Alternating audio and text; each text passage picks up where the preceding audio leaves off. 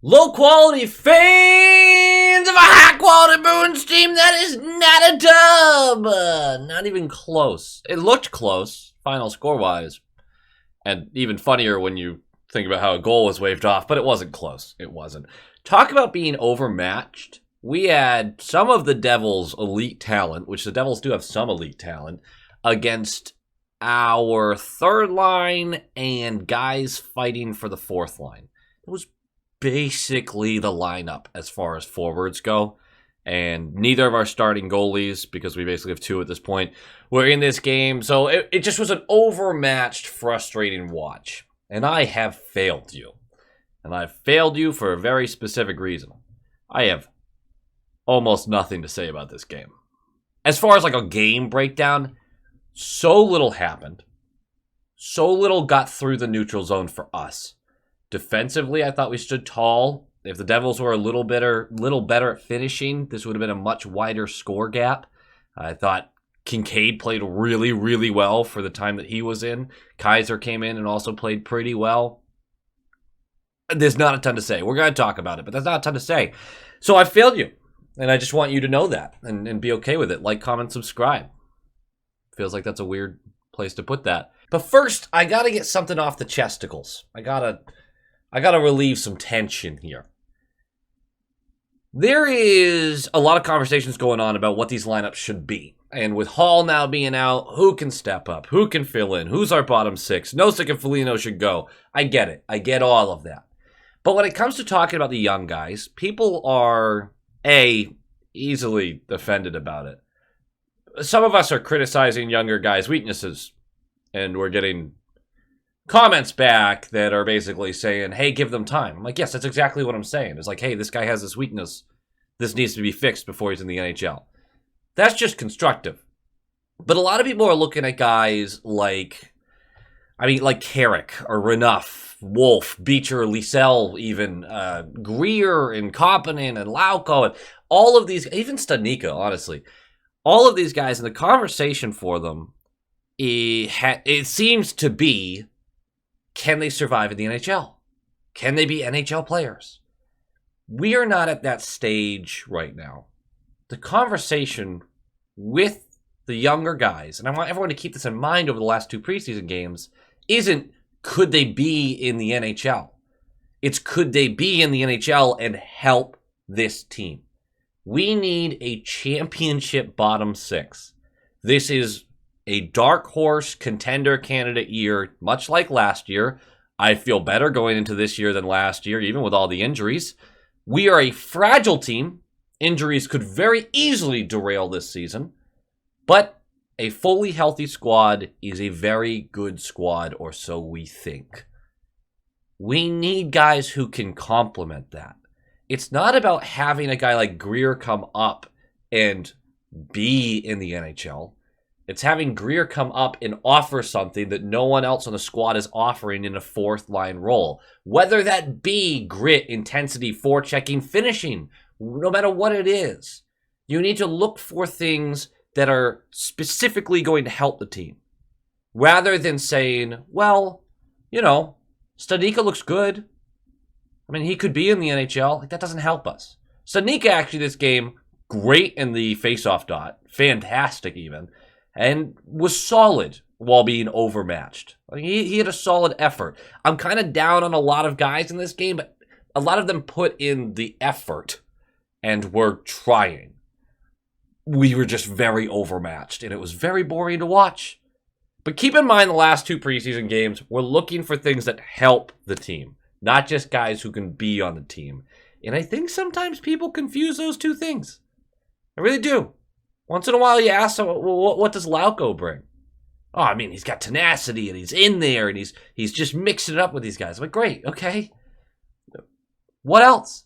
Right now, Smith is in that conversation. What is Smith bringing? Well, I mean, he gets into scoring positions. All right, but does he score? Right now, no, he doesn't. And that's a problem. And I like Smith. I liked Nosek. Going into last year, I was so high on Nosek, and I couldn't be lower on him right now. I'm so frustrated with the guy. You know how you'll go from like, I'm going to hold on to my stock to this guy, to I have a worse opinion about him than anybody else because he made me look like a fucking asshole?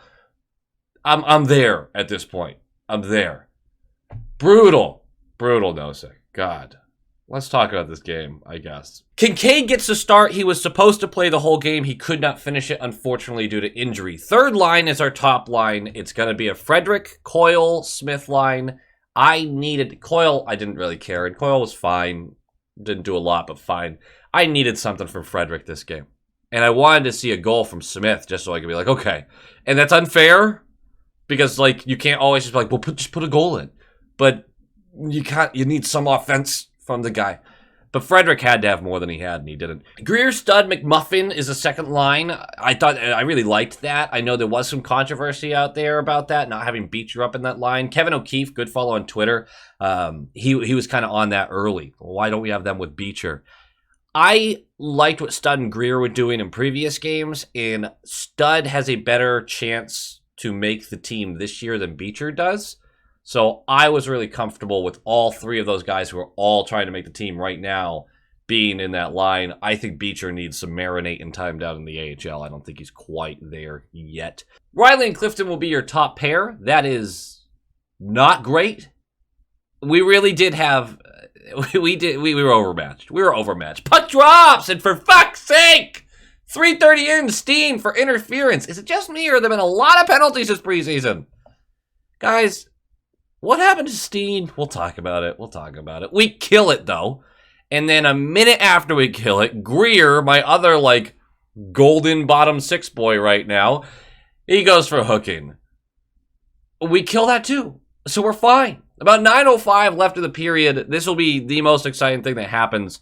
It's a slow line change by us, and the Devils have Tatar streaking through the neutral zone. He gets between the defenders. Great feed. Buzzes down, and it's a contested, like, defensemen catch up and are on him, but not soon enough. And it's a nice outside-in backhand roof-it shot. Oh, it was a beauty. Kincaid had no chance on this. So it's 1-0 midway through the first. That's pretty much what happened. About 6 minutes left, and it's an awesome pass to Smith, who's on the opposing blue line. He's behind everyone. He has all day on a breakaway and gets stoned. That's the period. That's it. Smith, that one missed chance felt huge. I tweeted about it when it happened. I know it's one opportunity. You're not going to base everything. Can you see Velma's little head here? The camera's too high. You're not going to base everything on one missed opportunity. But it just feels important when Smith misses those, right? It feels like he should be, getting those more often than not, and it just hasn't been there. 1:38 left in the period. Steen is interfered with. We go on a power play. We don't do anything with it. Going in the second. It's the Kincaid show here at this point. Huge toe save 1 minute in. He keeps us in throughout the period. We do have a power play about 12 minutes left of the period. Don't do shit with it. We get a power play with 2:28 left in the period. Don't do shit with it. Other than that, it's just defense, neutral zone trap. Kincaid makes big save. Like, that's been it. And 3 minutes into the third, Kincaid gets bumped. I'm going to be honest. I didn't really see what happened, and I don't have a chance to do replays, really. The way I was watching was freezing up. Don't judge me on that. I'm in South Carolina. I don't have a lot of access to all this stuff. I don't know exactly how he got hit or what happened, but he did have some sort of hit to the head and was wobbly. So they took him out immediately because this isn't the NFL, and we actually give a shit about our players sometimes. God, I wish that was all the time. Kaiser comes in and played fine for the rest of it. And then something happens. Midway through the third, McLaughlin on the left point with a little nifty stick work to keep the puck, open up a seam, whip the puck to Smith. Nosek, who fires at 5-hole, and it beats whoever is in the Devils' net. I'm telling you, man, I could not absorb this information. I feel like such a fraud right now. It beats the goalie. But Greer had come across the goalie a couple seconds earlier and made contact in the blue paint. I don't think it affected his chance to make the save. I thought it was a very soft call, very soft contact. It got waved off immediately. No goal. They don't review it. It stays 1-0. I don't give a shit. I really don't. That's going to get called, contact in the blue paint. A loss of the preseason means nothing to me. I wasn't worried about it. It's fine. That was more of a McLaughlin great play than a Nosek one. It was a nice shot by Nosek, but I thought the keep it on the left point was kind of nifty. Basic, but nifty. A little bit of fun down the stretch. 2:30 left. Lauko jumps behind the defense for a backhanded breakaway attempt, but he gets stoned as well. Finishing, guys. Finishing's important. Back the other way, 3v2. Ends with Hughes hitting the post for what feels like the 7th or 8th time in this matchup. And then with 22 seconds left, Dougie Hamilton is going to go to the box for high sticking. We are going to go 6v4 for 20 seconds, and we don't do anything with it. Yeah, that's the game. I mean, that's the game. And I mean, I can't even believe I've been recording for 12 minutes now. It's mostly just a rant at the beginning. It was such an unenjoyable game to watch. It was boring. Everyone was trapped. We were overmatched. It was a good reminder of what hockey looks like when your team's terrible. So I don't know why everyone's frantic to get back to a rebuild, because I at least like staying competitive for a little while. I don't want to be mediocre either and just always be either 15th, 16th, or 17th in the league every year. So I get that, but that's just not what we've been. So game notes. Kincaid has been great all preseason. I actually thought he's been fantastic all preseason. I really like what he's done. He looks awesome in those pads. His pads look really cool. I'm just pleased. I'm just pleased with Kincaid. I think we should all be pleased with Kincaid. If he is a guy that has to step up because of an injury, I think he can be a solid backup. We've seen it in the NHL before. Steen, what happened, buddy? What happened to the tenacity?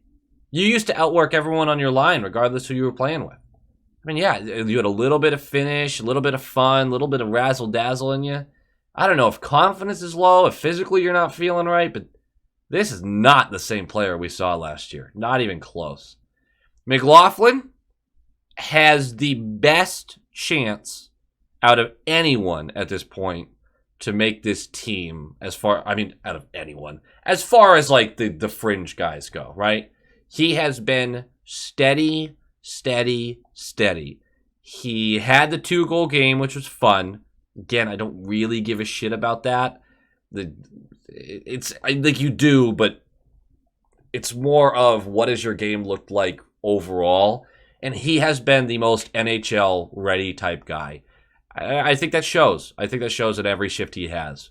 Sean had his best game of the season by far, of the preseason by far. So a little raise in his stock. He's still 7th or 8th or 9th on the depth chart right now, just because when we're fully healthy, there is no options for these young guys to get in defensively. I'm sure that the coaching staff realizes how overmatched we were. They even mentioned that they were kind of putting these guys in a disadvantageous situation. They wanted to see someone react to the adversity, and they're going to say nice things about the players. Not too many reacted well, I thought. I thought plenty of them were steady and fought the good fight, but they couldn't make anything happen, and that matters. If you're a fourth-line guy and you're going up against a better line, you do occasionally need to get the puck down the ice. We can't just sit here and go, well, yeah, it's fourth line. They're going to get hemmed in sometimes. And yeah, they're going to get hemmed in sometimes. But their job is to bend, not break, then push the puck the other way. They did a ton of bending, not breaking. Very, very little pushing the puck the other way. And that includes our third line that was out there as the first line tonight. Just not enough. And Frederick, buddy, you are trade bait at this point. I saw people saying Frederick, this was the best game he had all preseason. It still was not nearly good enough. He is way too quiet. And I don't know, maybe it was a blip last season. But, I mean, I was never... You remember those videos of our hot streak with that third line? And I was just always like, Frederick's a passenger. He's doing a good job, but he is not the guy driving this boat. And it seems more than ever that was true. I just don't see it with him. And I think if a team values him right now, I would move him in a heartbeat. In a heartbeat. That's mean. I feel mean. I'm sad. It's 9 a.m. on a Tuesday. I'm off work today. It's 52 degrees outside. It feels wonderful. Oh, we're finally getting a little cold here in South Carolina. So, good stuff. Hey, guys. Like, comment, subscribe. That does it for me. Go Bees. 2 more preseason games. Then we're to the regular season where we now get to overreact to everything all over again. Fucking pump, baby. Let's go. Woo!